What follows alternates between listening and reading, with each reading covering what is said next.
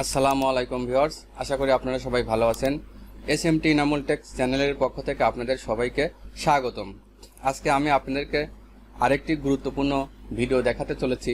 সেটা হলো, যারা বাংলা লেখা শিখেছেন বা বাংলা এখনও লিখেন, কিন্তু অনেক গুরুত্বপূর্ণ কিছু যুক্ত বর্ণ আছে, অনেকেই হয়তো সেই যুক্ত বর্ণগুলো আপনারা লিখতে পারেন না।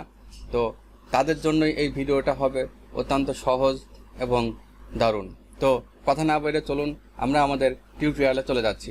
টিউটোরিয়ালে যাওয়ার আগে আপনাদের কাছে আমার অনুরোধ, দয়া করে আমার চ্যানেলটি সাবস্ক্রাইব করবেন এবং পাশে থাকা বেল বাটনটি অন করে রাখবেন। তাহলে কি হবে, আমার নতুন নতুন ভিডিও দেওয়ার সঙ্গে সঙ্গে আপনারা ভিডিওটি পেয়ে যাবেন এবং আপনারা একটি সাবস্ক্রাইব করবেন এবং সেই সাবস্ক্রাইবারের বিনিময়ে আমি আপনাদের প্রতি অনেক কৃতজ্ঞ থাকিব।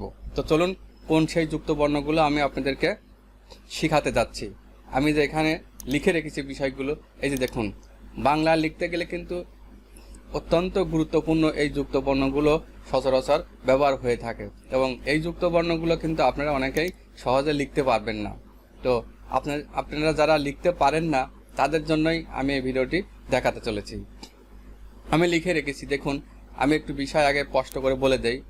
যেমন দন্তেন্য, আপনারা যারা কিবোর্ডে মুখস্থ করেছেন বা যারা বাংলা অলরেডি লিখতে পারেন তারা হয়তো বিষয়টি বুঝবেন, আর যারা হয়তো ইংলিশে মুখস্থ করেছেন তাদের বিষয়টাও আমি ক্লিয়ার করে দিব।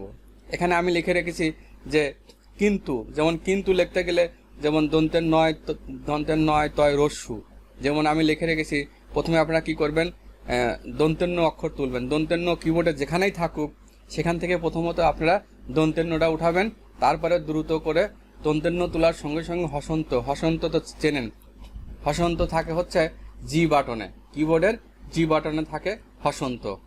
তাহলে দন্তেন্য তুলবেন, হসন্ত তুলবেন এবং তয়রস্যু তুলবেন, তাহলে কি হবে, এই যে কিন্তু লিখতে পারবেন। যেমন দন্তের নয় তয় রস্যু, যখন দন্তের নয় হসন্ত তয়রস্যু দিছি তখন এই লেখাটি চলে গেছে। ঠিক হসন্ত দন্তেন্য দিলে এই লেখাটি আসবে।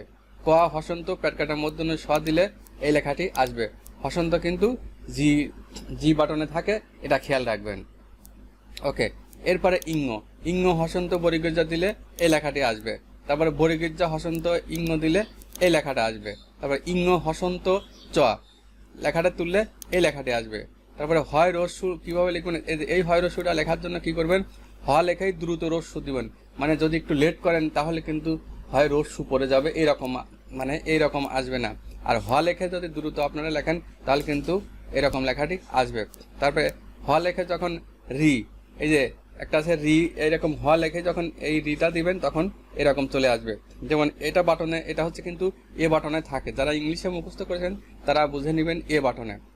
আর আমি স্পষ্ট করে বলে দিচ্ছি যে আপনারা যেভাবেই মুখস্থ করছেন না কেন, আপনি যদি দন্তেন্য তুলতে পারেন, দন্তেন্য যেখানেই থাকুক আপনি দন্তেন্য হসন্ত তয়রস্যু দিবেন, এই লেখাটি আসবে। আমি কিন্তু সুন্দর করে বিষয়টি বুঝিয়ে দিলাম। ঠিক এভাবে আমি কিন্তু অনেকগুলো লিখে রেখেছি, আপনারা চাইলে এটাকে স্ক্রিনশট দিয়ে আপনারা মুখস্থ করতে পারবেন। আচ্ছা, আমি এটা দেখিয়ে দিচ্ছি, এখানে এক পার্ট, তারপরে এখানে এক পার্ট। ওকে, আমি যদি একটা তুলে দেখিয়ে দেই, যেমন আমি এখান থেকে মাউসের রাইট বাটন চেপে আমি একটা কলাম বাড়িয়ে নিলাম, ইনসার্টে কলাম, কোথায় গেল, insert column to the right, আমি এখানে একটি কলাম নিয়ে নিলাম। ওকে, যেমন আমি এই লেখাটাই তুলবো, তাহলে আমি কিবোর্ডে মনে করুন যে আমি কি করলাম, দন্তেন্য তুললাম, হসন্ত দিলাম, তয়রস্যু দিলাম, এই যে হয়ে গেল কিন্তু। ওকে, এবার আমি এই লেখাটি তুলবো, তাহলে হয় হসন্ত দন্তেন্য, কি হলো দেখুন, এই লেখাটি কিন্তু আপনারা অনেকেই তুলতে পারেন না, তো তাদের জন্য কিন্তু অত্যন্ত সহজ হয়ে গেল।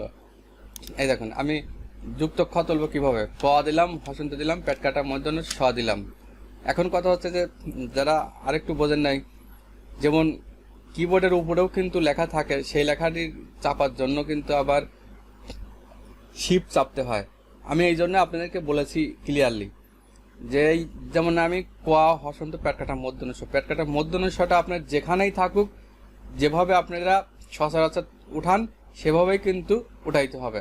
পেটকাটার মধ্যনস্যটা অবশ্যই কিবোর্ডের বাটনের উপর আছে, তাহলে উপরের অক্ষর উঠাইতে গেলেই কিন্তু শিফট বাটন চাপ দিয়ে ধরতে হবে। তো আমি এই কথাটাই কিভাবে লিখলাম যে ক হসন্ত শিফট চেপে পেটকাটার মধ্যনস্য তুলে দিলাম, তাহলে যুক্ত খ হয়ে গেল। তো আপনারা আশা করি ক্লিয়ার হয়েছেন। যেমন এইটা আমি শিফট চাপ দিয়ে ধরে আমি ইঙ্গ তুললাম, তারপরে হসন্ত দিলাম, বর্গীর জ দিলাম, তাহলে এই লেখাটি উঠে গেল।